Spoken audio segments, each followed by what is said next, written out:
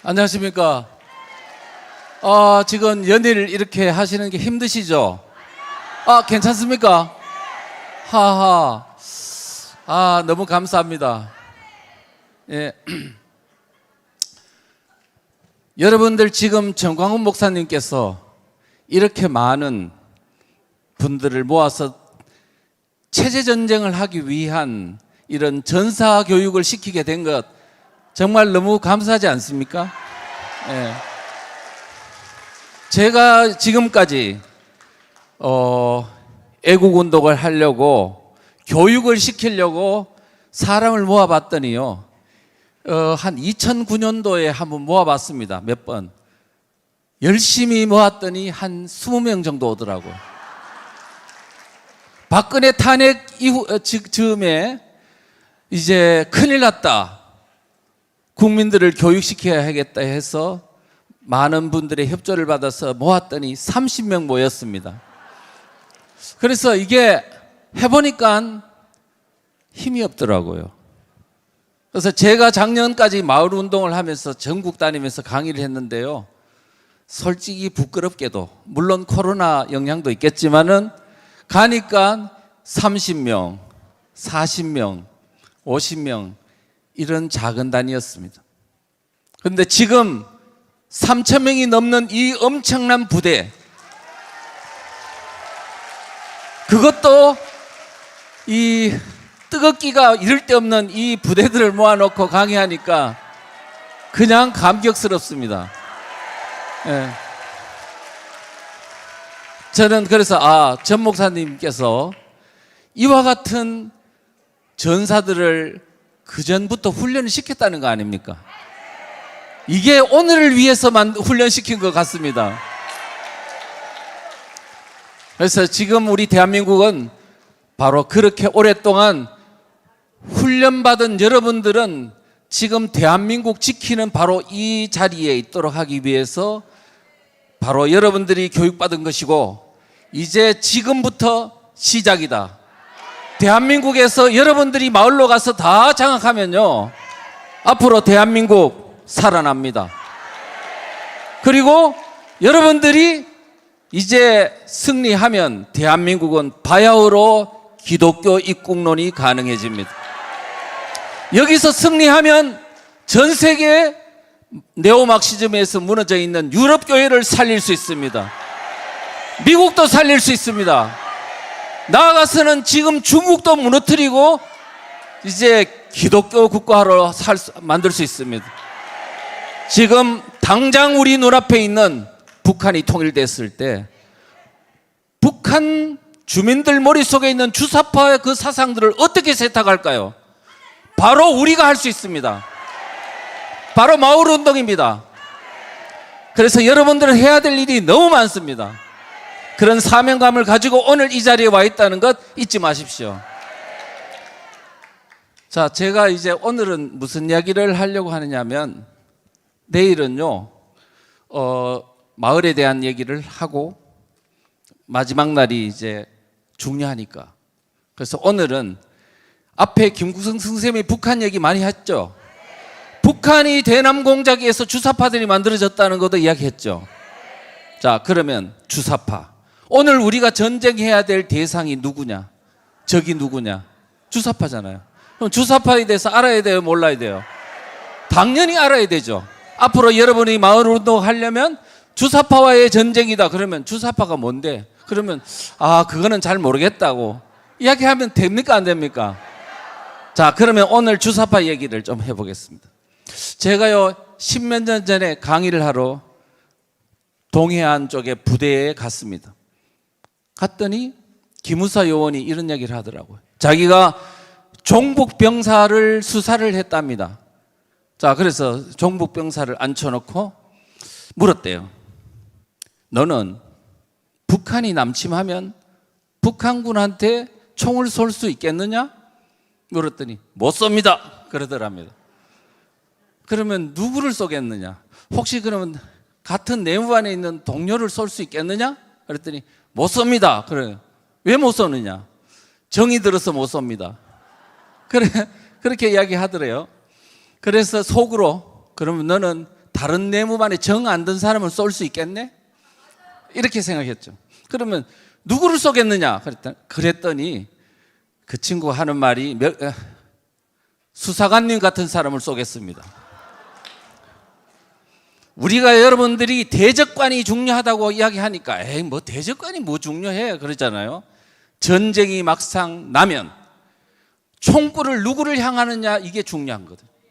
만약에 동료를 향해서 총구를 겨눈다면 그 군대는 자멸합니다.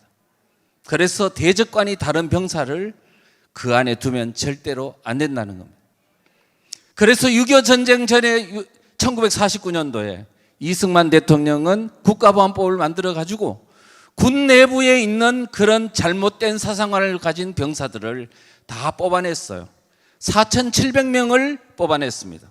군에서 퇴출시키고 했더니 한 5,500명 정도는 수사가 들어오네 해가지고 탈영을 해버렸습니다. 그래서 그때 당시에 국군의 한 숫자가 한 9만 명 약간 넘는 10만 명 미만이었는데 11,000명 이상이 군에서 퇴출됨으로써 10분의 1이 좌익이었다는 겁니다. 그것을 제거하고 6.25 전쟁을 했기 때문에 북한군이 내려왔을 때 투항을 하거나 우리 군 내부에 총질을 하는 그런 사태가 일어나지 않았습니다. 지금 여러분들은 누구와의 싸움입니까? 주사파와의 싸움입니다. 그러면 적에 대해서 적이 누군지, 그 사람들은 어떻게 성장됐는지, 그들의 사상은 무엇이고 어떤 특성이 있는지, 어떤 전략 전술로 지금 대한민국에서 확산이 됐는지, 그리고 어떻게 하여 국민들을 선동을 해서 선거로 정권을 잡았는지, 아직도 자유민주주의가 지켜지는 것처럼 국민이 혼동에 빠지도록 국민들을 마비시켰는지, 이런 것들에 대한 것을 우리가 알지 않으면 그들과 전쟁에서 이긴다 진다. 그래서 알아야 됩니까? 몰라야 됩니까? 자, 그러면 그 이야기를 하겠습니다. 자, 제목은 주사파의 확산 과정과 정권 장악 방법입니다. 자, 요거를요, 첫째 우선은 주사파가 발화된 여건들을 살펴보겠습니다. 여러분들요, 주사파가 언제 생겼습니까? 대충 이렇게 폭발적으로 양산된 거는 언제쯤입니까? 자, 전두환 정부 때죠. 그래서 주사파들을 보고 뭐라 그런지 알아요? 운동권 내에서 전두환 키즈라 그래요. 전두환이 만든 새끼들이라 이거예요. 아니, 그러면 전두환 대통령이 주사파를 양성했나? 아니잖아요. 뭔가 잘못된 환경을 만들므로 인해서 대한민국 내의 대학가에서 김일성 수령님을 모시는 그 일군의 세력들이 폭발적으로 양성되는 인큐베이터 역할을 했다는 뜻입니다. 그래서 우리가 지금 이 문제를 보는 이유는 뭐냐 하면, 지금 주사파가 생성되게 된, 의도한 것은 아니었는데 주사파가 생성된 그 과정이 이런 요인들이 작동이 됐구나. 그렇다면 우리는 지금 이와 같은 반체제 세력이 성장하는 걸 막으려면 그런 부분을 주의해야 되겠구나 하는 것을 우리가 배울 수가 있다는 겁니다. 자, 여러분, 1979년도 제가 대학교 1학년 들어갔던 해입니다. 63살인데요 79학번입니다 그래서 대학가 80년대의 상황들을 저는 대학에 있으면서 목도하게 됐습니다. 자, 79년도 10월 26일 날 11.6 사태가 일어났죠. 박정희 대통령이 시해됐습니다. 그리고 나서 12.12 사태로 전두환 정부가 등장을 하고 80년도 초반 5월은요 대한민국의 대학가는 아주 불온하기 짝이 없었습니다. 이제 민주화 시대가 열렸다면서 김대중, 김영삼, 김종필 3김이 정권을 잡겠다고 그냥 아기다툼을 하는 상황 속에서 5.18이 일어나고 지금 대한민국은 폭풍 속으로 들어갔습니다. 그런데 제가 여기서 이야기하고 싶은 것은 79년도 12.6 사태가 있고 그때 대통령을 시해를 했는데 누가 시해했죠? 김재규는 누군가요? 중앙정보부장이죠. 중앙정보부장은 또 누굽니까? 간첩 잡는 수장 아닙니까? 국정원장이라고. 지금 간첩 잡는 수장이 대통령을 시해버린 거야. 그랬으니까 그 조직이 성했겠어요? 못 성했겠어요? 못 성했겠죠.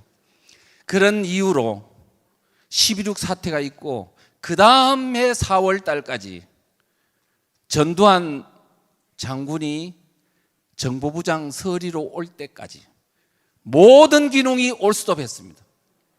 직원들은 다 열중셔.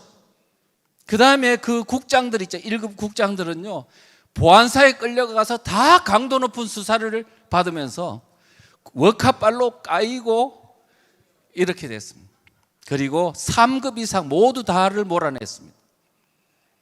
자, 제가 그거를 합리화하거나 그런 얘기가 아니고, 대한민국의 그 당시에 6.25 전쟁 이후 간첩 잡고 종북 세력을 잡는 가장 체제 수호 기관인 거기서 이런 사태가 일어남으로 인해서, 그 다음에 그 간첩 잡는 노하우를 다 경험한 그 엄청난 그 선수들을 3급 이상을 일거에 다 몰아냈다는 사실입니다. 그러면 그 선배들이 갖고 있는 것, 노하우를 후배들한테 전수를 했을까요? 못했을까요? 못한 채 일거로 완전히 다 몰아나갔다는 겁니다. 그러면 체제 수호 능력이 그동안에 북한의 간첩과 반체제 세력과의 싸움에서 했던 그 어마어마한 노하우와 능력이 일거에 사라짐과 동시에 이렇게 느끼죠. 아, 이제 너무 사람이 강하면 부러지는 거야.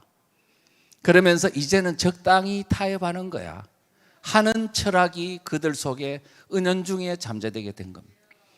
그것이 결국은 그 체제 수호에 대한 사상에 대한 이해도가 매우 높았던 1세대가 사라지고, 그냥 40대, 30대 이런 젊은 사람들이 바로 국가안전기획부의 고위직을 차지함으로써 뭐냐면, 그 당시에 북한의 지금 대한민국 통치권 공백기 동안에 엄청난 대남 공작, 간첩들이 막 물밀듯이 밀려올 수 있는 상황에서 체제 수호 기능은 열중시었하고, 그 다음에 그것을 잡을 수 있는 노하우를 가진 사람들은 일거에 다 퇴출돼 버리고, 대한민국은 그야말로 체제 수호 공백기에 들어가게 됐다. 그런 상황에서 5.18이 일어나고, 그 다음에 이런 여러 가지 일어나서 대한민국이 지금과 같은 혼동에 빠지게 된 보이지 않는 이유다. 이렇게 생각해보면 여러분 이해 가십니까? 이제는. 자, 그런 상황에서 제가 설명을 해드리겠습니다. 전두환 정부의 학생 운동권에 대한 미숙한 대응을 문제를 한번 보겠습니다. 자, 주사파의 1세대는 82학번입니다. 82학번. 주사파의 대부를 하는 김영환이 82학번입니다. 서울대법대.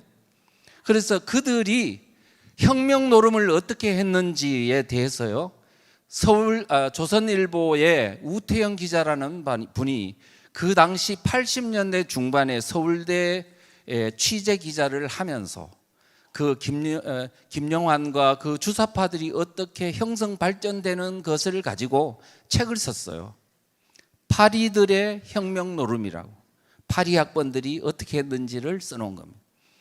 자, 그런데 거기에 여러 가지 있습니다만은, 우선 그러면 왜 파리학번인가? 왜 파리학번인가? 이걸 한번 봐야 돼요. 근데 여러분들, 제가요 대학교 들어갔을 때 79학번은요 대학교가 거의 공원이었어요. 수운등이 있고, 그 다음에 아름다운 경치에다 뜨문뜨문 데이트 족설도 있고, 이렇게 아주 멋있었거든요. 그래서 거기서 제가 대학교 때 낭만을 이야기하면서 노래도 부르고, 깜깜한 수운등 아래서 노래 부르면 막 데이트 족속들이 박수도 치고 그랬습니다. 그랬는데 81학번이 딱 되는 순간에 졸업증원제가 되면서요 30%를 증원을 했어요. 이유는 뭐냐? 학생들이 운동권을 너무 이렇게 많이 하니까 이제 운동을 하지 않고, 그렇게 좌익 운동을 하지 않고 공부에만 열심히 하도록 하는 방법 없어? 자, 그러면 30% 증원을 해서 공부 못하는 학생들은 잘라내는 거야. 졸업 못하게. 졸업 정원제 30%를 잘라내도록 그렇게 정책을 폈습니다. 그랬더니 학교가 30% 학생들이 더 늘어났잖아요. 숫자가 많습니까? 안 많습니까?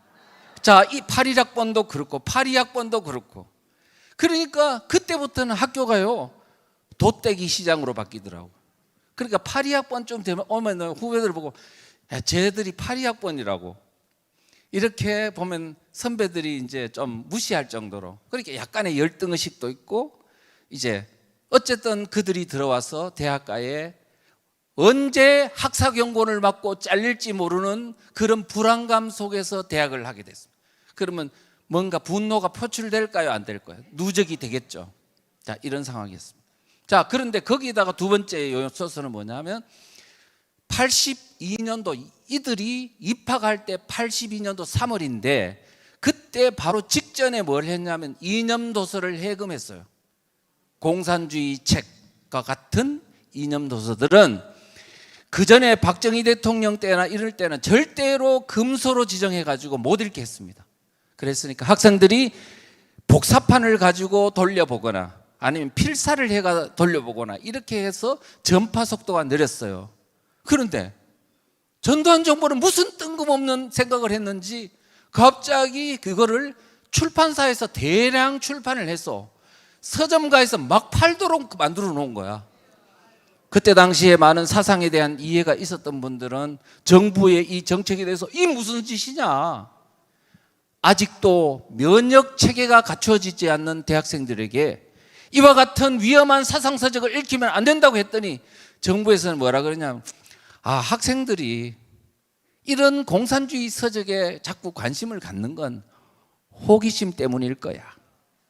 그래서 이 책을 양산을 해가지고 마음껏 읽게 하면 학생들이 아마 읽어보면 에이 이거 재미없네, 호기심이 없어지니까 아마 공부 열심히 할 거야.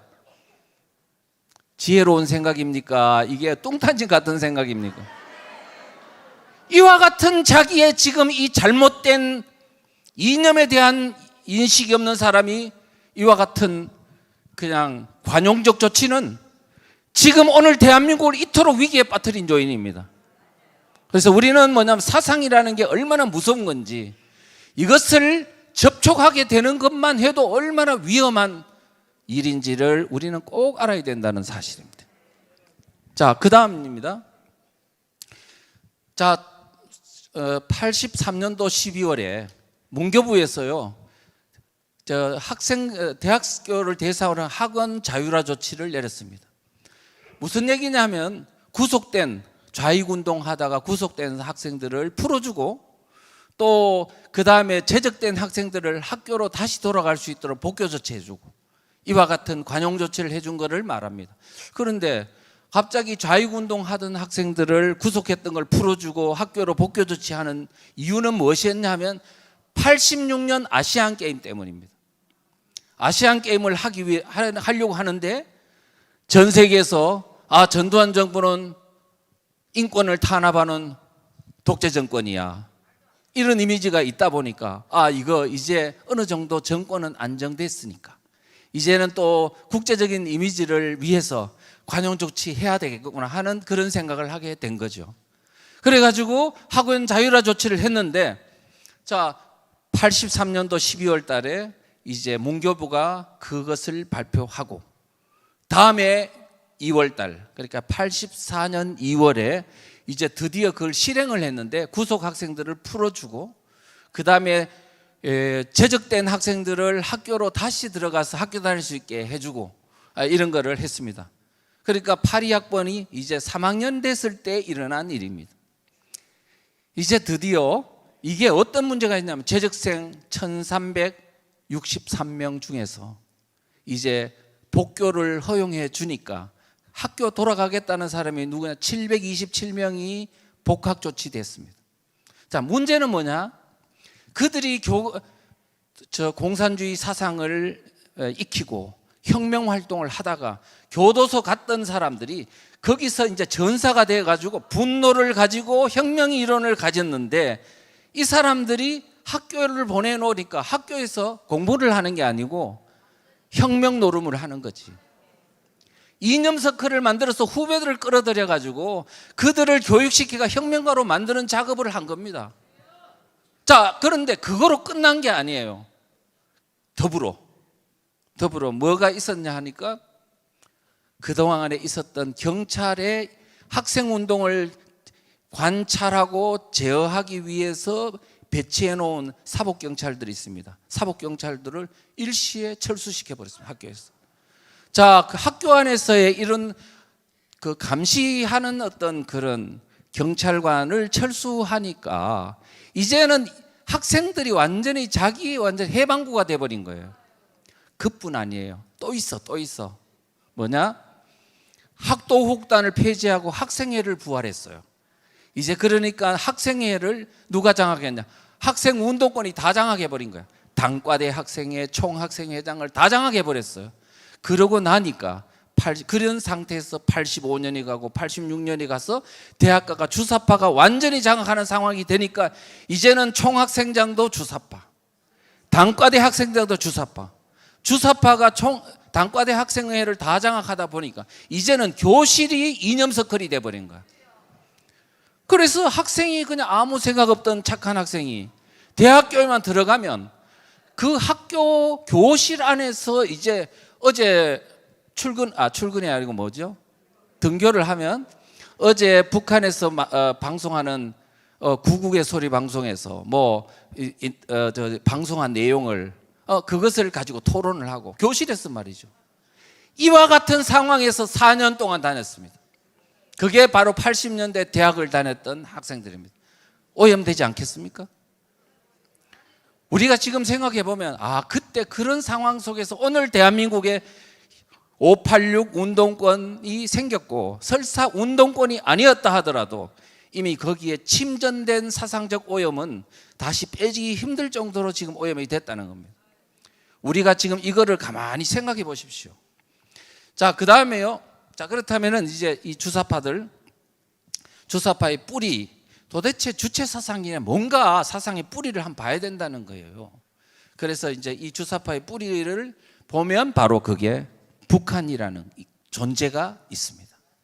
자, 그러면 무엇이냐 하면 이 주체 사상은요, 이게 한 시대에 갑자기 그냥 만들어진 게 아니고 1950년대 중반부터 김일성이가 필요에 따라 한 단계 만들어 가다가 67년도쯤 돼서 완결판으로 만들어 가지고 주체 사상을 교리적으로 만든 것입니다.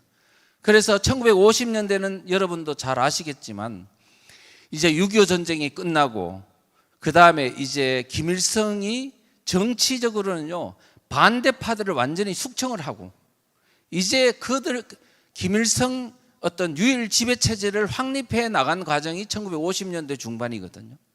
그래서 아시다시피 박헌영 죽이고 소련파 죽이고 이제는 뭐 다 죽이고 반대파들을 죽이고 김일성을 지지하는 세력만 남겨두는 그 정치 어떤 정리 과정이 50년대 중반에 있었다고요. 그 다음에 김일성이는 누구를 따랐냐면 스탈린을 따랐는데 스탈린이 죽고 후르시초프가 등장하면서 스탈린 격하 운동이 일어나거든요. 그래서 이제 자기가 뭐냐면은 지금까지 했던 그런 것과 노선이 소련이 달라지니까 이제는 뭐냐면 우리도 이제 소련과 이제 거리를 두고 이제 자주적으로 행동해야 된다. 그 다음에 또 60년대 초반에 가면 중서 분쟁이 일어나니까 거기서 또 자주적인 입장을 해야 되겠다. 이런저런 이유로 북한은요 사상에서의 주체, 경제에서의 자립, 그 다음에 국방에서의 자위, 이와 같은 어떤 내용들로 하나씩 정립해 나가다가 주체 사상이라는 어떤 이론적 포장을 하면서 60년대 중반에 확립된 소위 김일성 유일 지배 체제를 정당화하는 어떤 통치 철학이다. 이렇게 정리하면 될 것 같습니다. 자, 그런데 이 주체 사상의 핵심 개념은 뭐냐 하면 이런 것입니다. 사람은 자주성, 창조성, 의식성을 가진 사회적 존재다. 그러니까 자주적으로 생각하고 행동하는 존재, 창조적인 존재, 의식성을 가진 존재다. 그래서 사람은 모든 것의 주인이며 모든 것을 결정한다. 듣고 보면 그럴싸하지 않습니까? 자, 그런데 문제는 뭐냐면 여기에서 수령론이 딱 이게 가미가 됩니다.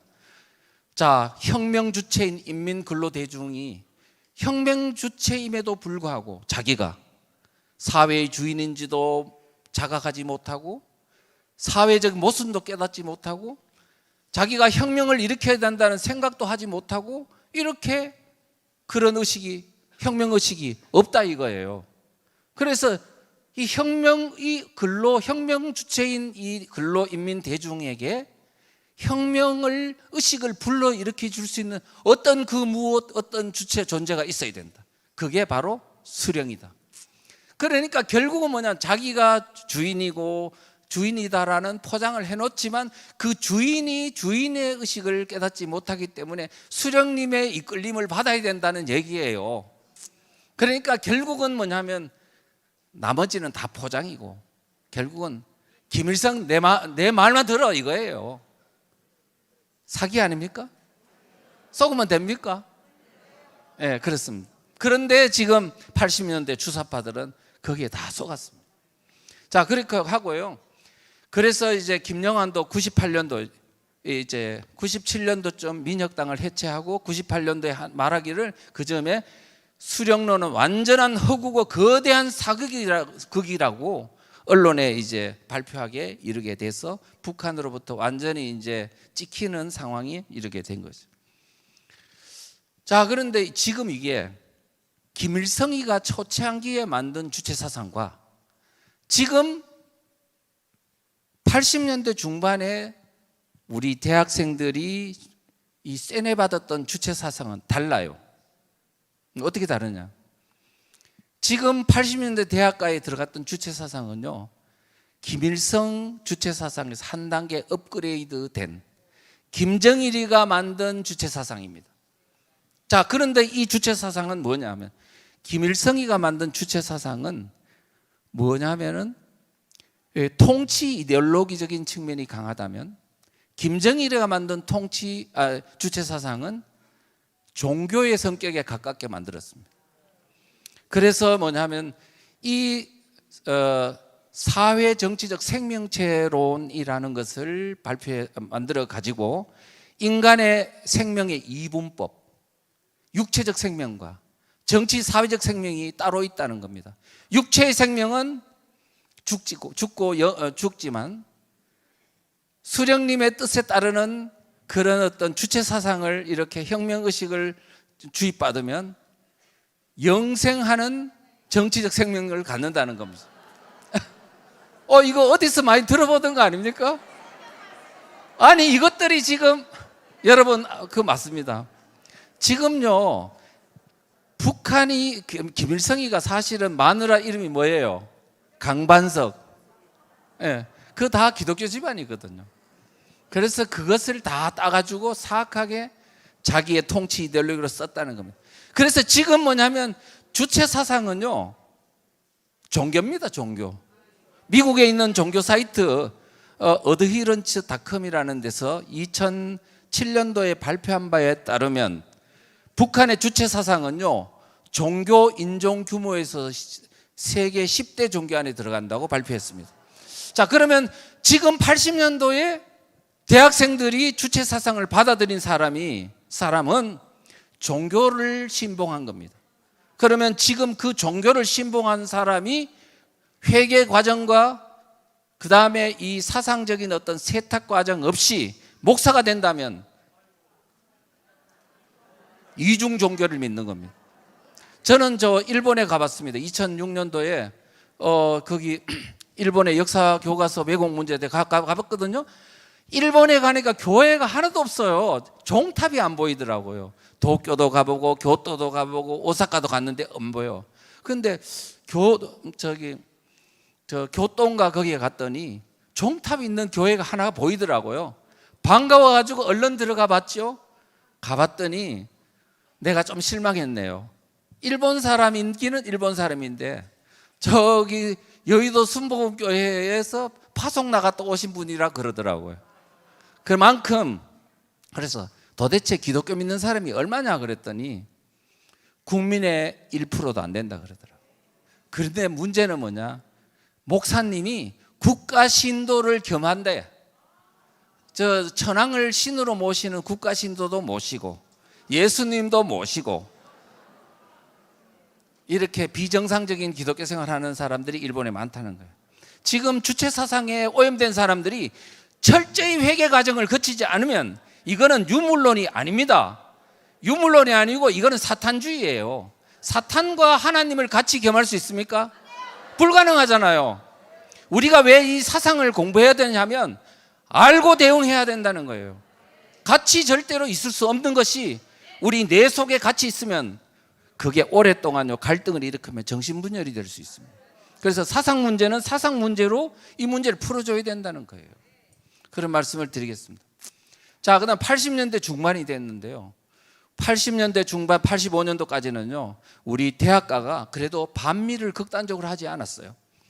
82년도에는 부산 미문화원 방화 사건이 있었고 85년대는 서울 미문화원 점거 농성 사건이 있었습니다. 그런데 둘 다요 거기에 주모자들이 하는 말이 우리는 반미하려고 했던 거 아니야. 5.18에 대한 그거를 좀 사과하라고 했던 거야. 이런 정도로 이야기했어요.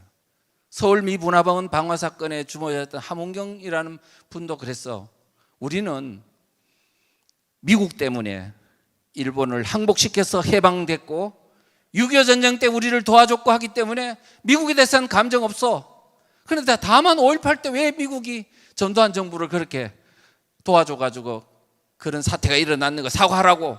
그래야 정상적인 한미 관계가 회복된다니까 이런 주장을 했더라고요. 그만큼 뭐냐면 극단적 반미는 아니었다 얘기입니다. 물론 그거는 좀 약간 포장된 측면도 있겠지만. 자, 그랬는데 갑자기 있잖아요. 85년도에 김영환이가 이제 문건을 터뜨리더니 86년도 3월이 됐는데요. 그때부터 막 극단적인 현상이 일어나는 거예요. 자, 강철 서신이라는 문건을 만들어 가지고 대학가에 뿌렸는데요. 그 내용인 즉슨 지금 대한민국은 미국의 신식민지다. 그래서 미국을 몰아내야 된다. 우선 몰아내야 된다. 지금 국내 혁명하는 게 목적이 아니고 미국을 몰아낸 후에 혁명해야 된다는 논리예요. 지금까지는 좌익운동은 뭐라고 했냐면 노동자, 농민들을 결집해서 이제 부르주아들을 타도하고 부자들을 타도하고 사회주의 체제로 가는 혁명을 해야 된다. 이런 논리였거든요. 그런데 갑자기 그런 논리는 일단 뒷전으로 밀어놓고 일단 우선 미국부터 몰아내야 된다는 논리로 확 바뀌어버리는 겁니다. 자, 그래서 이제 이 사람이 이거를 만들게 된 계기는 뭐냐 하면 79년도에 있었던 난민전이라는 지하당이 있었을 때 거기에 공소장을 보고 또 통일부 자료를 보고 그 다음에 또 북한의 그 대남방송이 있는데 구구의 소리 방송이라고 있었습니다. 그거를 또 보고 듣고 이렇게 해가지고 자기 나름대로 논리를 만들어가지고 만든 겁니다. 만든 건데 사실은 여기서 우리가 주목해야 될 점은 이게 신영복이가 있는 통역당하고 관계가 있다는 겁니다. 그러면 통역당은 68년도에 적발이 됐거든요. 그런데 통역당이 일망타진 당했죠. 물론 잔당들이 있었습니다. 그런데 이 통역당이 해체된 후에 70년도에요. 북한에서 해주에서 방송을 만들었어요. 제목 이름은 통역당 목소리 방송이라고. 마치 서울에서 방송하는 것처럼 한국 목소리로 방송을 한 겁니다. 그런데 실제는 어디서 방송한 거라고요? 북한 해주에서 한 거라고. 그렇게 15년 동안 꾸준히 대남 방송을 했습니다. 했는데 85년이 됐는데 북한이 갑자기 있잖아요. 통역당을 한민전으로 바꾸더니 또 통역당 목소리 방송을 구구의 소리 방송으로 바꾸더라고요. 자, 그래서 15년 동안 아무런 효과도 없는 방송을 끝없이 하더니 80년대 중반이 돼가 대학가에 이제 막 운동권, 좌익운동권의 기운이 막 일어나니까 이거를 대상으로 이제 이들을 혁명을 시킬 수 있는 맞춤형 방송을 해야 되겠다 해서 구국의 송골이 방송을 만든 거죠. 개편한 거죠. 자, 이때부터 이제 대학생들은 그 방송을 듣고 녹취하고 연구하고 해서 문건 만들고 막 퍼뜨리고 하는 것을 시작하게 된 겁니다. 그래서 80년대 중반에 일어난 주체사상 주사파는 누구의 제자 훈련을 받았다? 북한의 제자 훈련을 받아서 생긴 무리들이다, 이렇게 보시면 됩니다. 그런데 바로 옛날에 있잖아요. 그런데 그 이전에 통역당의 잔당들이, 신영복이네 이런 사람들이 구속되어서 풀려난 후에 교수가 돼가지고 계속 제자들을 키우는 거야. 이 영향도 같이 겸해서 있다는 것도 잊지 말아야 됩니다. 그래서 그러고요. 그 다음에 이제 근데 왜 이 주사파가 갑자기 급증했냐 하면 또 이유가 있어요. 전두환 정부에 대한 극도의 증오심입니다. 전두환 정부를 무너뜨려야 되겠는데 이게 일반 PD 계열처럼 소련식 방식으로 노동자들을 결집해가지고 혁명을 일으켜서 정권을 잡겠다 하니 쉽겠어요? 안 쉽겠어요? 안 쉽죠. 아니, 전두환 정부가 경찰도 있지, 군도 있지, 뭐 그 다음에 안기부도 있지, 이런 엄청난 공권력이 있는데 혁명을 조직해서 이거를 혁명에 성공시키기는 어렵죠. 그래서 이들이 생각하기를 이제 우리가 지금 그렇게 해가지고는 혁명 성공 못한다. 못하니까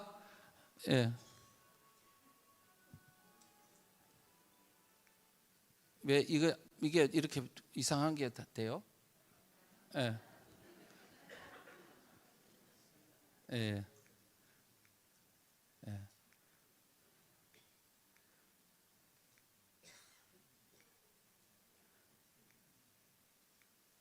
아니. 잠깐만요. 예.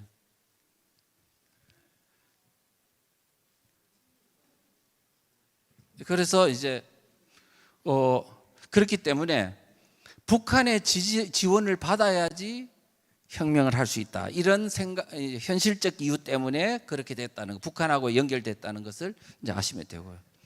자, 그다음에 이제 이 주체 사상의 혁명 논리의 핵심은 뭐냐면 NLPDR이라고 그럽니다.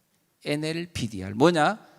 민족 해방 인민민주주의 혁명이라는 북한이 만든 혁명 논리를 그대로 벤치마킹 해가지고 했다는 건데 핵심적인 내용이 뭐냐면 아까 말씀했는 그대로입니다.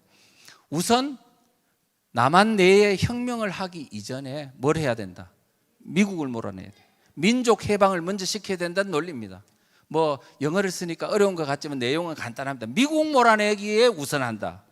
자, 이런 건데 이 논리, 이 NLPDR 혁명 논리가 북한에서 넘어왔는데요. 이거는 김일성이가 언제 이게 NLPDR을 공식화했냐 하니까 70년도입니다. 70년. 70년도가 언제냐 하니까요.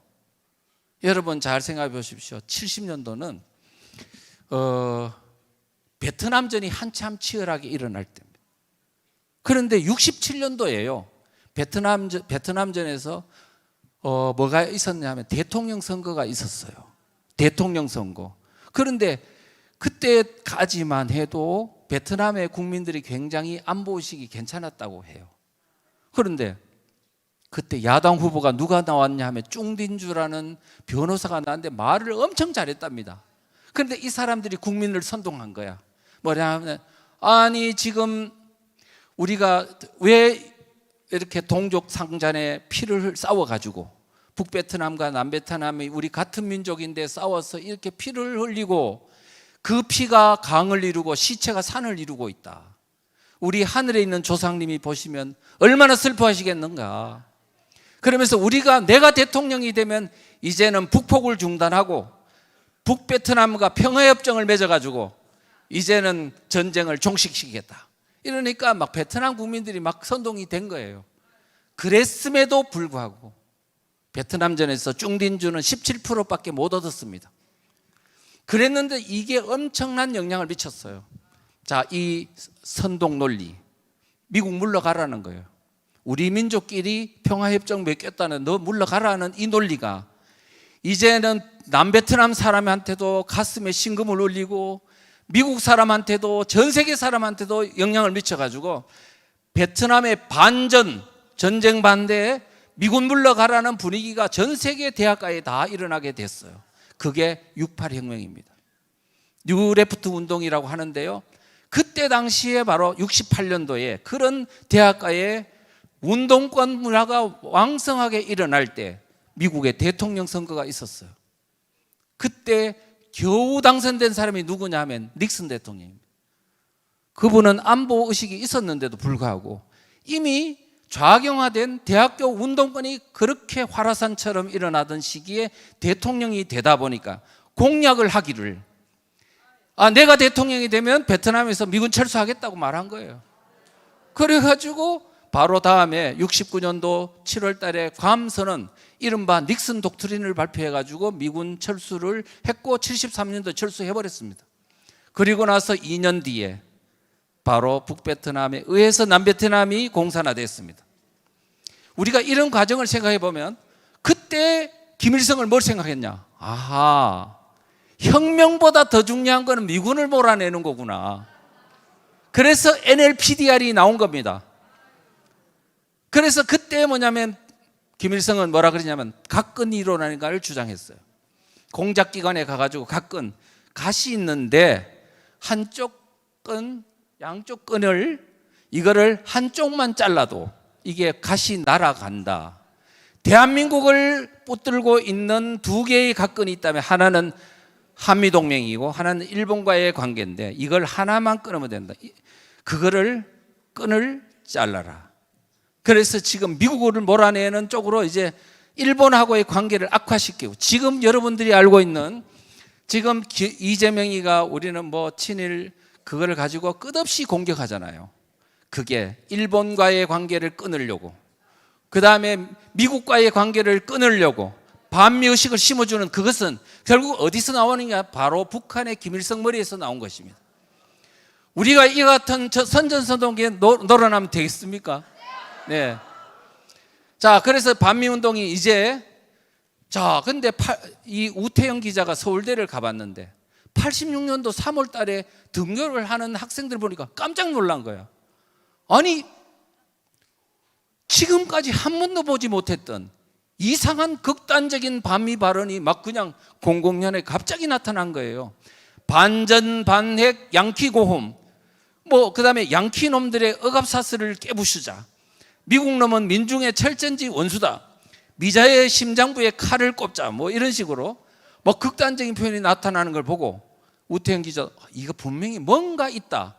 근데 학생들한테 물어봐도 이야기를 잘 안 하는 겁니다. 자, 그리고 80년대 후반에 가면요, 대학교 정문 앞에 성조기를 걸어놓고요, 그려놓고 학생들이 다 밟고 지나가게 하는 거야. 그래서 밟고 지나가면서 뭐라 하냐면 학생들 머릿속에 미국은 밟혀야 마땅한 나라다. 이런 의식을 심어주기 위한 노력으로 이렇게 했던 겁니다. 지금 이 학교는 어느 학교인지 아십니까? 문재인 대통령이 나온 경희대입니다. 그래서요, 우리가 지금 그때 당시에 국민들은 실체를 몰랐습니다.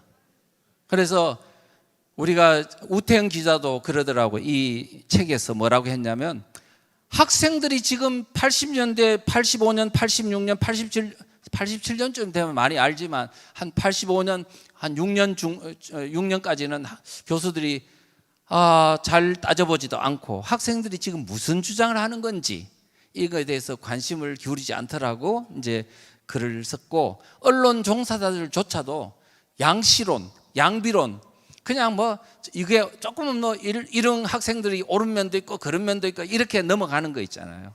이런 태도를 취하더라. 그래서 자기는 그 학생들에게 다가가서 도대체 너희들이 추구하는 바가 뭐냐고 물어봐도 본심을 털어놓지 않더라. 그래서 87년이 되고 이제 60항쟁에서 주사파들이 사실은 참여했음에도 불구하고요, 톤을 낮춰가지고 헌법을 자유민주화시킨다는 명목으로 김대중, 김영삼과 같은 소위 말하면 전두환 정부에서 이제 우파 정권으로 만드는데 이렇게 협조하는 방식으로 약간 자기들의 혁명의 목적을 감추고 이렇게 했습니다. 그래가지고 결국은 승리했죠. 승리하고 나서 지금 30년 이상 그들은 민주화의 주역이라는 월계관을 쓰고 지금 대한민국을 선거로 장악해버리고 말았습니다. 우리가 지금 여러분들이 해야 되는 앞으로 이 중차대한 혁명도요, 여러분들도 이제는 그들과 같이 싸우려면 조금은 좀 조급함을 내려놓고 마음을 얻기 위해서 끝없이 노력하셔야 된다는 말씀을 드리겠습니다. 예. 그 다음에 1990년대요. 1990년대는요, 이 좌익 운동권이 매우 힘들고 어려웠던 고난의 시절이었습니다. 왜냐? 90년대에 들어봐가지고 소련부터 동구 공산권이 다 무너져 버렸잖아요. 갑자기 멘붕에 빠졌을까요? 안 빠졌을까요? 많이 빠졌죠. 그래서 이제 빠지고 나는데, 그러다 보니까 이제 소련과 동구, 폴란드, 헝가리, 루마니아, 불가리아, 체코슬로바키아 이런 것들이 이제 드디어 공산권에서 풀려나서 자유민주주의 체제 속으로 흡수되고, 그러다 보니까 북한은 고립 상태에 빠졌을까요? 안 빠졌을까요? 빠졌지요. 그러면 이제는 공산권끼리 수교하는 것도 경제 교류도 불가능해져 버린 거예요.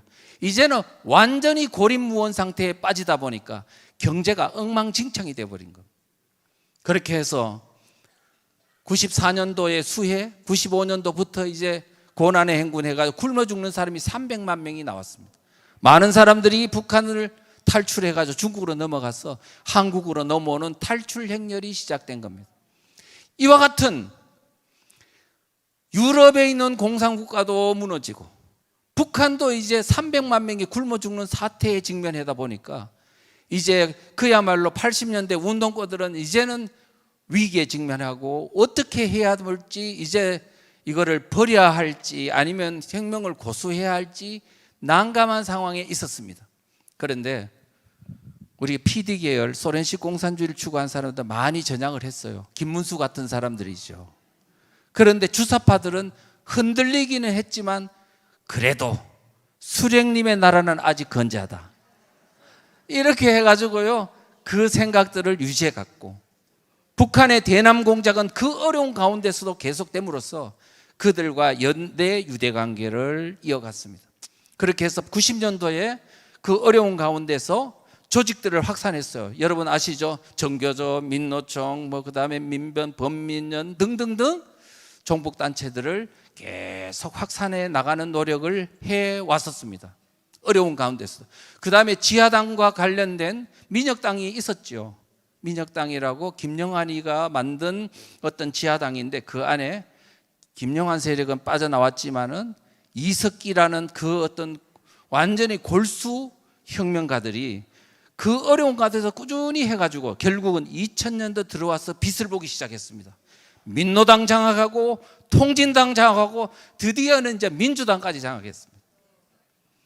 그 과정에서 90년대의 그 어려운 과정을 그렇게 겪었다. 그런데 우리 국민들은 80년대만 해도 데모가 얼마나 많았습니까? 데모에다가 체류탄 다 아시죠? 근데 90년도에 김영삼 정부 들어선 이후에는 조용한 거야. 그러니까 사람들이 뭐냐면, 이제는 공산주의가 무너지고 북한이 이렇게 되다 보니까 이제는 아무 문제가 없구나라고 생각했는데, 그게 아니고 이제는 은밀히 실력을 키우는 도광양예시 어떤 그 행동을 하고 있었다는 걸 국민들은 까마득히 모르는 거죠. 그러다가 이제 그때 언제 굴기가 할 때가 이제 드디어 나타났는데, 그게 뭐냐? 김대중 정부의 등장입니다. 그래서 이제 그때부터 바로 대중투쟁으로 왕창 나옵니다. 효순 미선 사건, 광우병 파동, 이렇게 해가 지금 윤석열 탄핵 시도까지 이제 겉으로 드러나는 겁니다. 그 전까지는 기동전에서 진지전으로 갔다가 2000년도 김대중 정부 이후 여건이 유리해지자마자 다시 기동전으로 다시 등장해가지고 대한민국 국민들을 지금 그냥 휘어잡고 있는 거다. 그래서 이게 전략 전술의 문제이기 때문에 우리 국민들은 그런 것들을 다 관찰하면서 이 사태를 분석해야 된다는 말씀을 드립니다. 자, 그렇게 했고요. 90년대는 그랬다는 걸 말씀드리고 2000년도 들어왔어요. 2000년도로 주사파들은 두 개의 투트랙으로 나갑니다. 투트랙. 무슨 트랙요? 투트랙. 자, 하나는 뭐냐? 주사파들의 최종 목적이 뭘까요? 정권 잡고, 정권을 잡는 게 1차 목적. 정권 잡은 후에 뭐 하는 게 또 2차 목적? 예, 체제 바꾸는 거. 자유민주주의 체제를 허물고 사회주의 체제, 공산주의 체제로 하는 그런 체제 변혁이 최종 목적입니다. 그래서 나아가서는 북한으로 연방제 토론하는 것이겠지만요. 자, 두 개의 트랙으로 가는데 하나는요,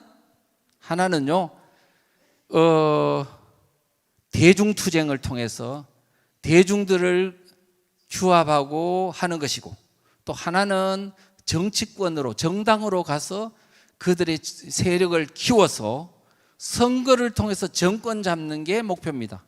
그래서 두 개는 항상 연동해 가지고 같이 뭐냐면 체제 그 목적을 이룬다, 이렇게 생각하시면 됩니다. 그래서 아까 지난번 어제 말씀드린 대로 정치권으로는 민노당을 장악하고 통진당 장악하고 민주당 내로 들어가는 그 모든 과정이 설명을 드렸고, 그 다음에 대중투쟁 과정은 지금 설명을 드리겠습니다. 대중투쟁인데요, 지금 뭐냐면 효순 미선 사건이 대중투쟁의 첫 시발점입니다. 시발점인데, 그 대중투쟁을 하기 전에는 대중투쟁을 할 수 있는 조직을 만드는 게 우선 준비가 돼야 되겠죠. 자, 그래서 뭐냐면 정교조를 합법화하고 언론을 많이 만들고, 그 다음에 영화, 드라마, 소설 같은 그런 걸 통해서 이제 그 대중들을 선동하는 그런 준비 작업. 그 다음에 6.15 공동선언 이후 북한을 추종하는 각종 단체들을 많이 만들었어요. 자, 이런 어떤 준비 작업을 거친 후에 2002년도 드디어 12월 달에 이제 대중투쟁을 시작합니다. 자, 그래서 이제 어떤 것들이 있냐면, 효순미선 사건부터 2004년도에는요, 평택 미군기지 이전 반대 시위가 있었습니다. 935일 동안 하루도 쉬지 않고 반미 시위를 했습니다. 그 다음에 2005년도에는 메가도 동상 철거 시위가 있었고요. 그 다음에 2006년도 7년도에는 한미 FTA 반대 시위가 있었고, 주제는 뭐라고요? 다 반미입니다. 그 다음에 2008년도에는 광우병 촛불 시위가 있었죠. 자, 미군 장갑차 사건이 있었는데요, 그때 당시에 사실은요, 제가 의정부 여중생 그 미군 장갑차로 사고 난 지역에 이제 거기에 담당 그 군인하고 이야기를 물어봤습니다. 도대체 어떤 지역이냐? 그랬더니 이게 아주 좁은 산길 도로라고요. 그래서 편도 1차선, 양차선인데 이 장갑차 폭이 굉장히 넓자면 자동차보다 넓으니까, 그래서 이제 훈련하러 가는데 저 맞은편에서 이제 그 장갑차가 오고 있어가지고 그걸 피해가지고 산길로 붙다가 옆에 있는 여중생 둘이가 생일잔치 하는 걸 못 보고 치여가지고 사고가 난 거예요. 자, 그러니까 이거는요, 거기다가 장갑차라는 거는 자동차처럼 뭐 이렇게 유리문이 있는 게 아니잖아요. 그건 안 보이죠. 유리문이 없잖아요. 그래서 이거는 뭐냐, 통신병하고 전부 다 연락하면서 하는 건데, 이게 돌발 사고로 일어난 그야말로 이제 그냥 교통사고죠. 그랬는데 그게 일어나자마자 정교조 교사들이 학생들 보고 뭐라 그러냐면, 미군이 재미삼아 일부러 깔아주겠다, 안 죽으니까 빠꾸 해가지고 다시 왔다 갔다 해 터트려 주겠다, 그렇게 하면서 이효순 미선 사건에 가면은 뭐라고요, 가산점 더 준다고 해가지고 학생들을 끌고 나갔습니다. 여중생이 죽은 거다 보니까 여중생들이 얼마나 또 가슴이 아팠겠습니까?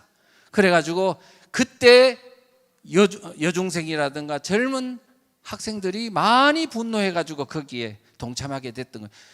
지금처럼 이렇게 면역이 좀 갖춰진 게 아니고 처음이다 보니까 진짜인 줄 알고 얼마나 많은 사람들이 거기에 동조했냐고요. 자, 우리가 이런 것들이 있었고요. 그 다음에 근데 거기서도요 북한의 개입은 있었습니다.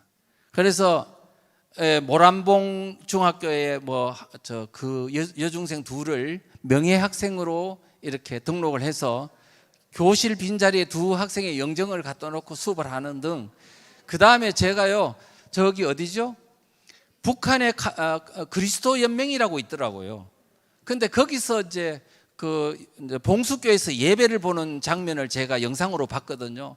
기도를 하는데 저 날강도 같은 저 미제 제국주의자들이 여중생들을 깔아 죽이고 막 이렇게 이제 기도하는 거 봤습니다. 그러니까 우리 그 여중생들의 그 사건은 북한이 개입됐을 개연성은 그거는 이미 불문가지일 뿐만 아니고 그 죽은 후에도 엄청나게 뭐냐면 국민들을 선동하는데 북한이 그것을 활용했다, 이런 걸 볼 수 있습니다. 자, 그리고요 이 효순미선 사건의 영향이 어떻게 영향을 미쳤냐 하니까 2004년도에요 김충배 육사 교장 선생님이 육사 가입 교생들을 대상으로 여론조사를 했대요. 주적이 누구냐? 아니, 누구한테 물었다고요? 육사 가입 교생 대상으로 주적이 누구냐고 물었더니 대한민국의 국군이 되려고 하는, 장군이 되려고 하는 그 육사 가입 교생들이 답이 34%가 주적이 미국이다. 그 다음에 북한이다가 33% 나왔습니다. 그러니까 효순미선 사건이 그 젊은 학생들에게 미친 악영향이 얼마나 큰지를 아실 수 있습니다. 그래서 그 김충배 육사 교장 선생님이 전에 한번 제가 만나본 적이 있거든요. 그런데 그분이 그러더라고요. 안 되겠다 싶어가지고 우리의 선조들이 그때 이제 서독으로 간 광부 간호사들의 그 왜 이야기 있잖아요. 그거를 아주 감동적으로 써가지고 그거를 어떤 육사 가입생들을 모아놓고 그거를 이제 읽었어요. 그랬더니 모두 다가 훌쩍훌쩍 울면서 그렇게 감동을 받았고, 우리 또 국민들도 이제 그거를 많이 읽은 분들이 있죠. 이렇게 하여 졸업할 때는 그 육사 가입 그들의 그런 반미의식을 가졌던 학생들이 모두 다가 정상이 돼가지고 졸업을 했다고 하더라고요. 예.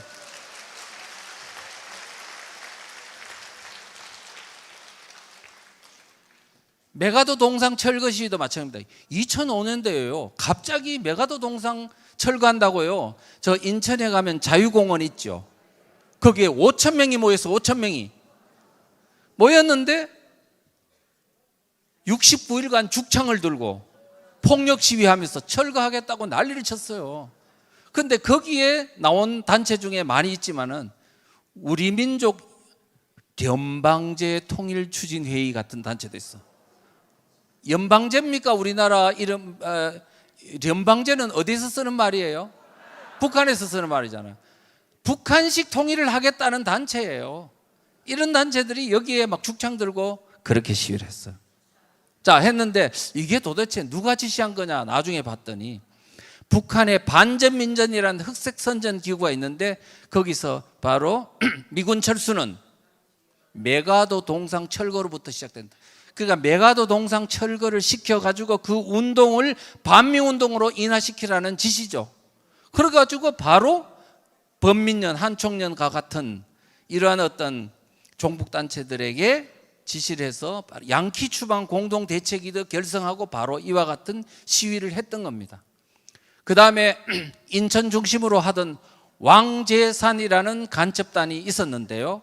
그것도 잡고 보니 그 북한이 왕제산한테 지령을 내려서 메가도 동상 철거 시위하라는 지령이 있다는 게 확인이 됐습니다.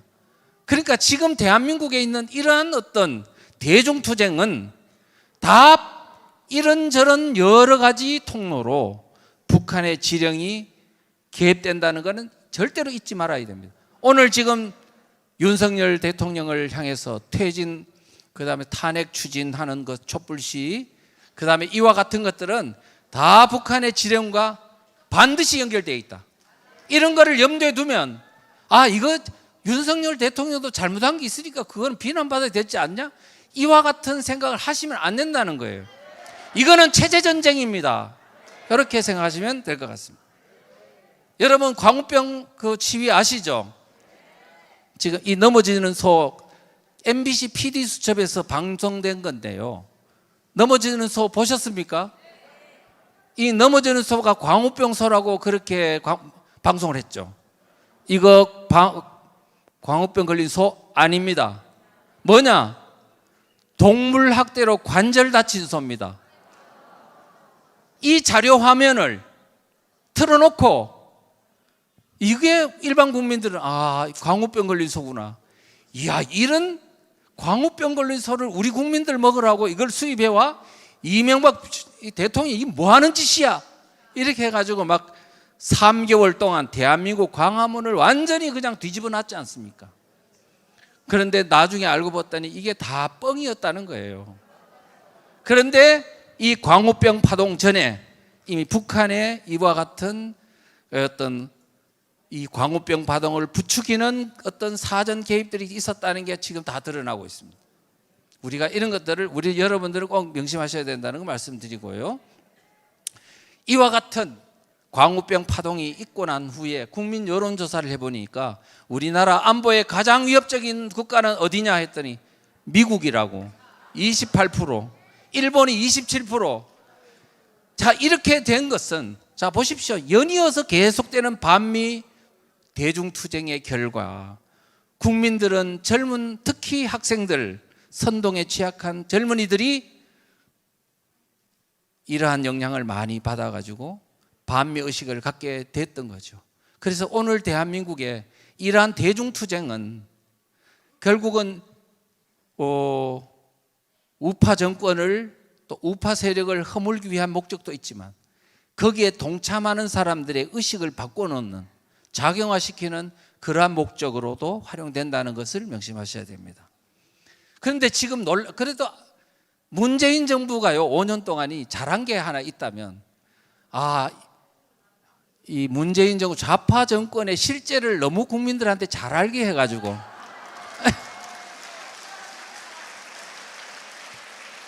잘 알게 해가지고 이 정권의 다시는 정권 잡기 해서는 안 된다는 생각을 갖게 한 거죠.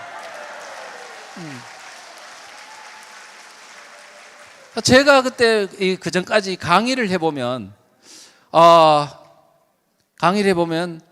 잘 못 깨닫는 분들이 허다히 많고 뭐 지금 이 세상에 뭐 설마 그런 일이 있겠나 하고 방심하는 분이 많았는데 문재인 정권을 거치면서 어마어마한 우리가 정광훈 목사님이 2019년도에 그 광화문 집회를 할 때 그때 그 모여드는 인파를 보셨죠? 왜 나왔을까요? 나라 걱정대가 나왔죠. 그래서 우리는 지금 문재인 정부는 우리 국민들로 하여금 각성하게 하는 아주 그런 큰 역할을 했다. 노태우 대통령은 제가 운전으로 이제 비유를 한다면 좌회전, 우회전, 좌회전, 우회전을 잘해가지고 우리로 하여금 헷갈리게 만들었다면 문재인 대통령은 일로 매진, 그냥 좌고 우면하지 않고 해서 우리 국민들에게 그들의 실체를 알게 해준 그런 어떤 장점이 있었습니다. 네. 자, 그런데요. 그래서 지금 작년 12월에 통일연구원에서 여론조사했는데요.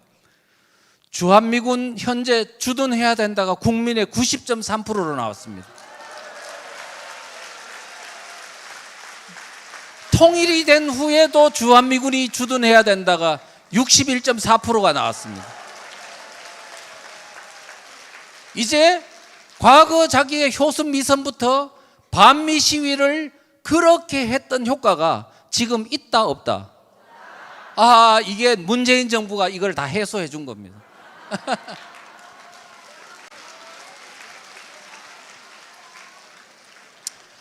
박근혜 정권은 퇴진을 위한 촛불 시위 아시죠?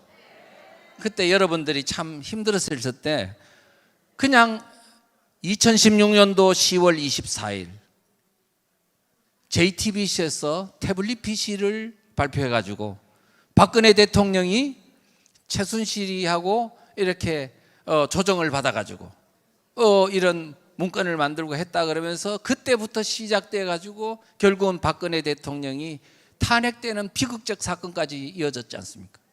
그런데 우리 국민들은 그 당시에요, 이게 최순실하고 박근혜 대통령이 아마 그런 뭐가 있었을 거야, 그 언론의 선동에 많이 휘둘렸습니다. 그런데 나중에 알고 봤더니 이게 북한의 공작의 결과였다는 거예요. 그래서 16년도 이미 3월 4일에 조평통에서 박근혜 처단을 언급하고 4월 달에는 박근혜 탄핵을 언급하기 시작했고 6월 달에는 16년 동안 중단됐던 난수 방송을 시작해가지고 이제 간첩들에게 지령을 막 속속 내리기 시작하고, 그다음 7월부터는 이제 미르재단 문제를 거론하고 8월부터는 더불어민주당 내에 비밀리에 최순실 TF가 가동되고 9월 달에는 정유라 문제, 10월 달에는 최순실 연설문 문제를 가지고 일단은 문제를 해가지고 이제 폭풍 속으로 일어났습니다. 지금 우리는, 대한민국 국민들은 항상 지상에 있는 정치적 변수만 해석하지 마시고 바로 지하 세계에서 움직이는 북한의 대남 공작과 그들의 어떤 그런 공작을 우리는 항상 염두에 두고 대한민국의 문제를 해석하셔야 된다는 것을 강조합니다.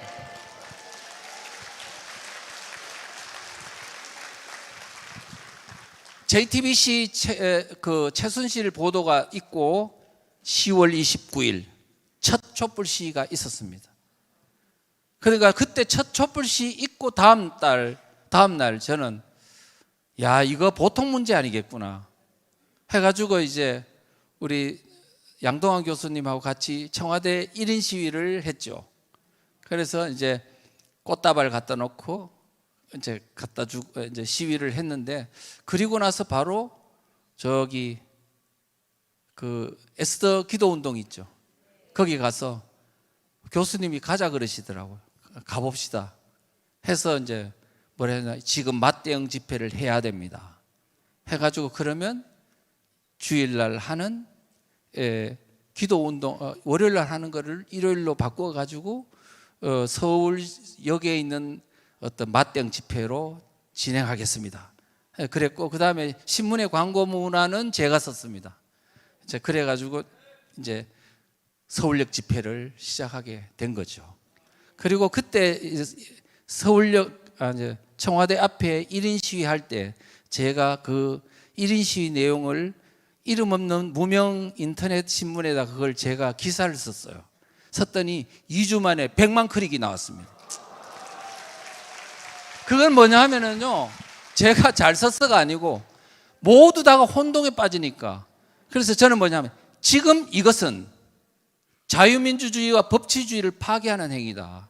이거는 결코 안 된다. 만약에 박근혜 대통령이 잘못됐다면 그거는 법적 절차에 따라 가지고 거기에 응분의 결과를 받으면 되지. 지금 신문이 선동하는 문구를 가지고 처단한다는 건 있을 수가 없는 일이다.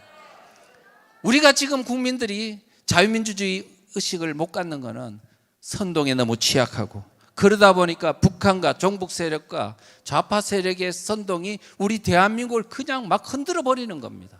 이제는 우리는 어떤 자세를 가져야 되느냐, 선동에 흔들리지 않는 자세, 자유민주적 자세, 이런 것들을 갖추는 게 오늘 우리 마을 운동을 할 때 반드시 가져야 될 그러한 자세다, 이렇게 말씀을 드리겠습니다. 그때요 2차 촛불 시위가 있었어요. 언제 있었느냐, 12월 5일입니다 그때 서울시청 앞에요 중고생이 앞장서서 혁명정권 세우자는 말이 있었어요. 혁명정권 세워내자라 그랬어요. 세워내자란 말은 북한 용어입니다. 그랬고, 그 다음에 사실은요 이 주장을 하기 이틀 전에 박원순 시장이 뭐라고 했냐면, 앞으로 박근혜 대통령을 끌어내린 후에, 퇴진시킨 후에 정부를 해체하고 비상시국회의라는 초헌법적 기구를 구성해서 새로운 체제의 국가를 만들자고 주장했어요. 혁명하자는 것이었어요. 그런데 2차 촛불 시위 때요, 저는 그날 밤 한숨도 못 잤어요.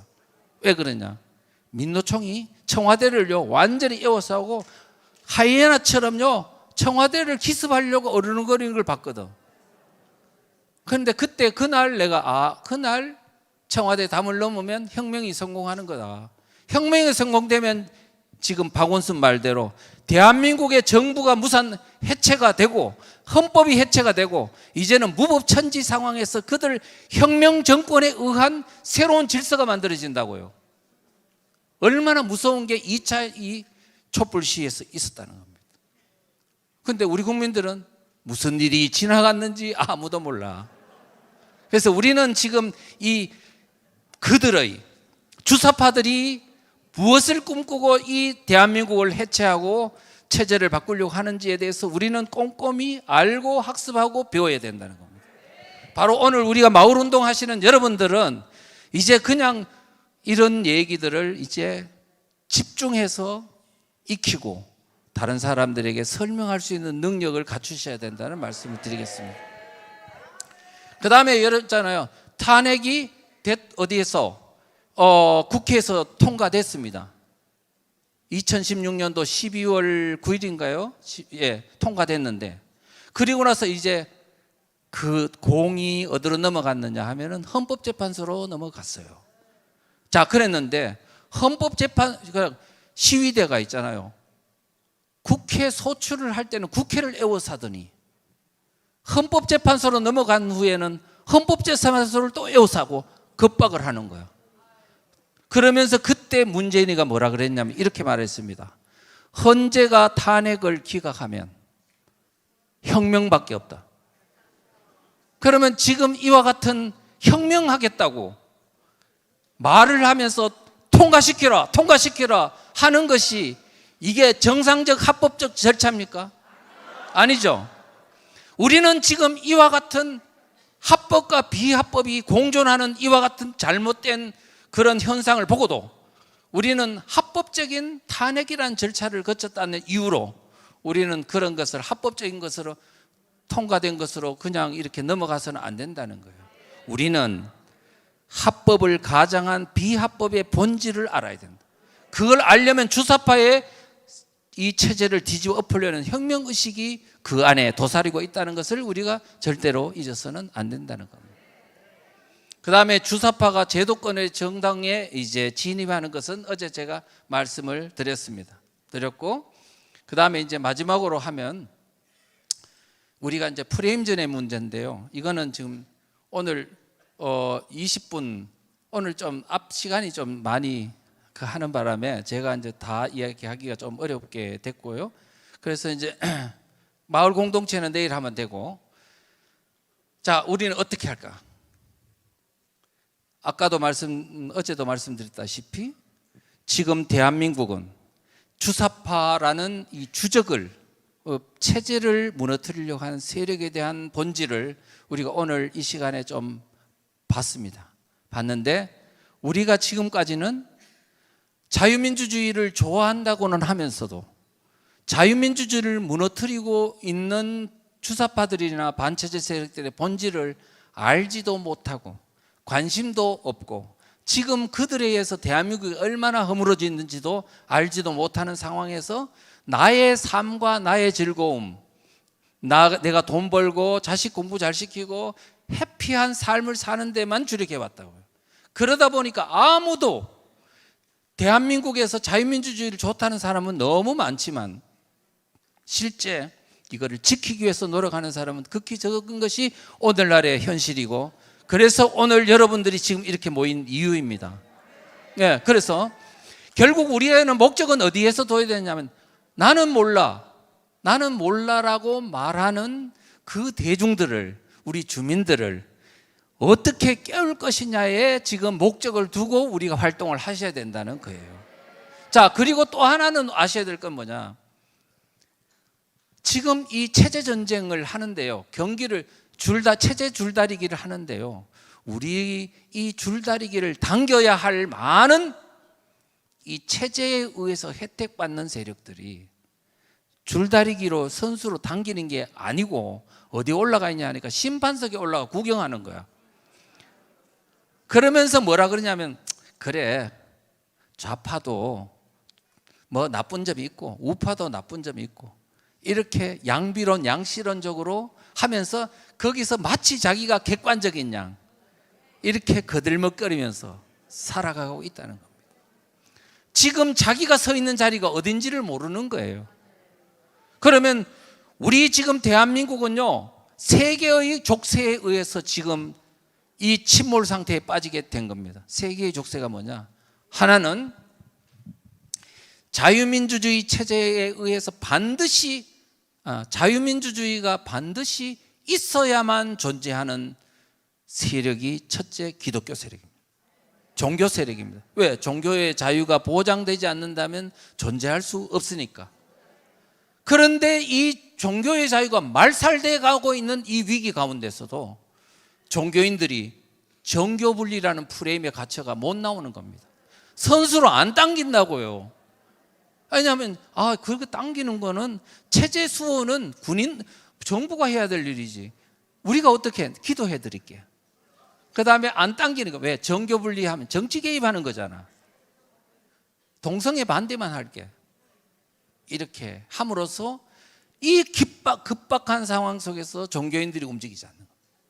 왜? 나빠서가 아니고 우리 대한민국을 강력하게 옥죄고 있는 바로 정교 분리라는 강력한 프레임이 사람들을 꼼짝 못하게 만들고 있기 때문입니다.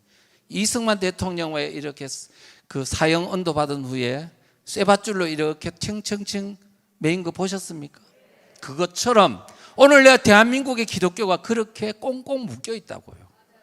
두 번째는 공무원들의 정치적 중립 프레임입니다. 공무원들은 정치적 중립 지키도록 되어 있습니다. 헌법에도 그렇고 그 다음에 국가공무원법에도 정치 중립을 지키도록 되어 있습니다. 그런데 뭐는 지키면 안 되냐? 반체제 세력한테는 저항하고 제거하도록 되어 있습니다. 그런데 지금 뭐냐 하면 보십시오. 옛날에 학생운동권이 제하에만 있을 때는 아무 문제 없이 국정원이나 경찰, 검찰이 제압했어요. 그런데 이 사람들이 슬슬 나이가 들고 세월이 가면서 정치권에 들어가가 국회의원이 되고 이게 정당의 주도권이 장악하다 보니까 이제 공무원이 반체제 세력을 잡으려고 보니까 국회의원이네? 그럼 이쪽에서는 뭐라 그러냐면 너 지금 똑바로 해? 너 지금 정치권을 공격하고 있는 거야. 너 정치 중립에 위반되는 거야. 그래가지고 이 사람을 잡아가 구속시켜버리는 거야. 이제는 공무원들이 반체제 세력을 잡을 수 없는 상황에 갔습니다. 이것이 지금 오늘 여러분들은 정부 공무원들이 뭐야? 국민들의 세금으로 나라 지키라고 준 거 아니야? 그러면 지켜야지. 내보고 어떻게 하라고? 아니라니까요. 이미 공무원들이 지킬 수 없을 만큼 반체제 세력이 대한민국의 모든 곳에 이미 들어가서 정치권을 장악하고 있다는 사실. 그래서 공무원이 움직일 수 없는 상태까지 이르게 됐다는 것을 여러분이 꼭 아셔야 됩니다. 그래서 누가 움직여야 됩니까? 민간 우익이 움직여야 되는 거예요. 그래서 여러분들이 나서야 된다는 거예요. 이제는요, 정부한테 맡겨놓고 있을 수가 없는 상황이 됐기 때문에 여러분이 나서야 된다는 겁니다. 세 번째는 뭐냐 하면 지식인입니다. 지식인. 지식인들은 편향되면 안 돼. 중립을 지켜야 돼. 이런 의식이 있어요. 나는 지식인인데. 그랬어요. 북한과 대한민국 사이도 중립을 지켜가지고요. 북한도 잘못됐고 대한민국도 잘못됐고 이렇게 이야기하는 거죠. 또 우익과 좌익 사이에 또 서서 중립을 지키는 거야. 이런 것들은 잘못된 것입니다. 그래서 이 지식인들이 움직이지 않는 겁니다. 여러분들 혹시나 아시죠? 우익과 좌익, 오른쪽 날개 우익, 왼쪽 날개 좌익. 맞죠? 새가 왼쪽 날개 오른쪽으로 날아가는데 왜 대한민국에 있는 우익은 끝없이 좌익을 척결하려고만 하느냐? 동반자 아니냐? 새 봐라 동반자이듯이 이런 생각을 하는데 새는 동반자 맞습니다. 그런데 대한민국에 있는 사상적 우익과 좌익은 동반자 아닙니다. 우익은 자유민주주의를 지키자 하고 좌익은 자유민주주의를 해체하자는데 어떻게 그게 대한민국의 동반자입니까? 이런 잘못된 관념에서 지식인들이 벗어나와야 대한민국이 다시 살아날 수 있습니다. 예, 그렇게 말씀을 드리고, 예, 그래서 이제 마지막으로요, 앞으로 우리가 지금 그런 측면에서 여러분들이 마을 운동의 함에 있어서 반드시 알아야 될 게 뭐냐, 바로 사상전, 체제전쟁, 반체제 세력이 누군지에 대한 학습을 하셔야 된다는 겁니다. 그래서 제가 앞으로요, 여러분들을 이제 그런 사상적 어떤 그런 지식을 이제 무장할 수 있도록 방송이나 또 여러 가지 자료를 통해서 끝없이 여러분들을 도우겠습니다. 그래서 여러분들께서도 반대한민국 세력의 비밀이 드러나다 이 책을 꼭 한번 대표자들은 보셔야 됩니다. 보시면 세상이 밝혀져 가지고 대한민국의 실상이 다 보입니다. 미국의 상황도 보입니다. 다 보이고, 그 다음에 이 소책자, 다시 마을로 가는 체제전쟁이라는 소책자가 요 10권씩 묶어놨다 하니까 또 거기에 궁금하신 분들은 보시면 될 것 같습니다. 그래서 자, 여러분, 오늘 이 대한민국의 체제전쟁의 적이 누구냐? 주사파다. 그래서 이 주사파들의 어떤 성장을 과정을 거쳐서 됐느냐 봤습니다. 그리고 어떤 과정을 통해서 이렇게 대한민국을 혼미에 빠뜨린지도 봤습니다. 그래서 우리가 앞으로 이런 부분을 관심을 두시고, 내일은 이제 본 게임, 마을로 가는 체제전쟁, 이걸 통해서 마을에서 무슨 일이 일어났는지 내일 보면서 여러분들과 같이 대화를 나누도록 하겠습니다. 고맙습니다.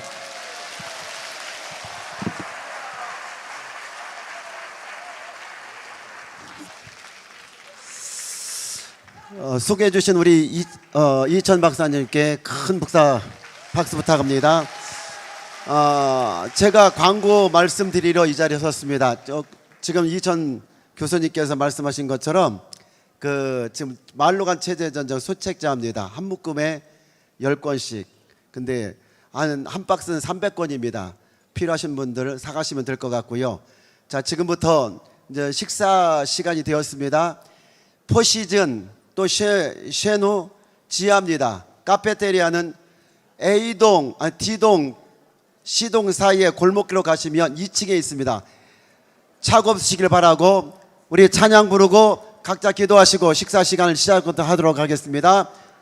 우리 나의 기쁨 나의 소망 한번 하고, 기도하신 분들 자연스럽게 한꺼번에 나가지 마시고, 계단이 매우 위험합니다. 그렇기 때문에 천천히 이동해 주시길 바랍니다. 그냥 자, 기도하실 분들 기도하시고, 자, 식사하실 분들 식사 시간 되었으니까 이동해 주시면 되겠습니다.